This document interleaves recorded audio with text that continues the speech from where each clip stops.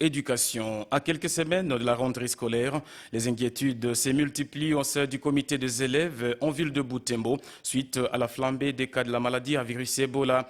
Dans une interview accordée à la RTE Kivu, c'est jeudi 13 août 2026, Alexis Kasereka, coordonnateur de cette structure des élèves, insiste sur la nécessité d'une collaboration étroite entre les parents, les écoles et les services de santé afin de prévenir tout risque de contamination en milieu scolaire. Les mesures barrières doivent être rigoureusement observées au sein des établissements scolaires ainsi que dans la communauté. Détail, Angèle Kavouya. Selon lui, les élèves doivent être sensibilisés pour mieux connaître la maladie et prendre en considération les mesures de protection avant la rentrée scolaire. Il estime que les autorités sanitaires et éducatives ainsi que les parents doivent travailler ensemble pour permettre aux apprenants de reprendre les cours dans un climat de confiance sanitaire. Nous sommes conscients de cette situation qui engage aussi les élèves parce qu'il faut bâtir de la communauté, une communauté qui fait face à la résilience de la maladie à virus Ebola.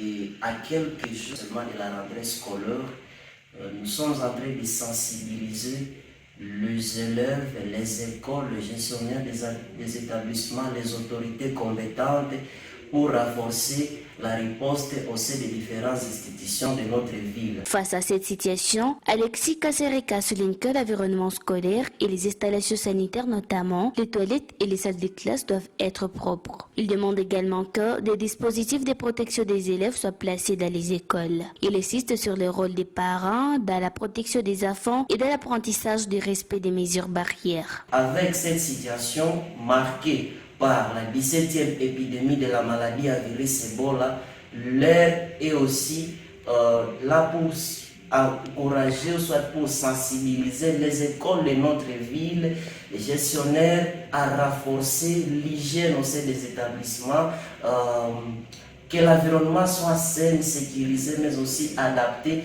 à la formation de peu partout. Donc l'environnement doit être saine, sécurisée, mais aussi adaptée à la formation. Sachez que la rentrée scolaire est prévue au début du mois de septembre prochain. La communauté est appelée à prendre en compte les mesures de protection contre la MVE afin de contribuer à son éradication. Rappelons que parmi les principales mesures barrières figurent le lavage régulier de mains, l'évitement des contacts physiques, ne pas manipuler les corps à vie, s'arrêter aux soins en cas de signes pour ne citer que cela. Merci à vous, Angèle Kavouya.